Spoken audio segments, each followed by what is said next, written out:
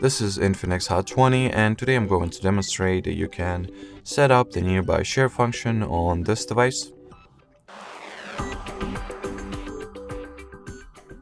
So first of all, make sure to turn on the Wi-Fi, Bluetooth and mobile data, then launch the control center by swiping downward from the right part of your status bar. In here, look for the tile that is responsible for the nearby share or says nearby share. Here it is in my case. If you do not have it, just add it from the list of unused shortcuts, like so, from this section already. So now touch and hold at the nearby share icon, turn the switch on.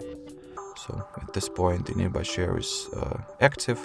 We just need to make a few more configurations to it. So well, not necessary, but if you want to, you can change the name of your device or the nickname alias under which it will be displayed by to other devices in the same network.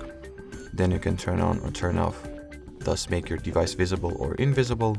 Once visible, you can also change its mode, so you can make it so that only your devices will be able to discover this phone, only people from your contacts list, or everyone or anybody that is in range. Then you can also change the data mode or the type of data that will be used for file transfer.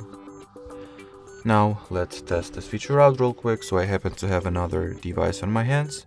So what I'm going to do is that I'll send the picture, this one let's say, through the nearby share and receive it on my INFINIX. So in here, share, nearby, then wait until our INFINIX gets discovered. Here it is. So tap on it, then accept at the receiver's end. And here we have our picture transferred or sent and received already. So that would be it for this video, guys.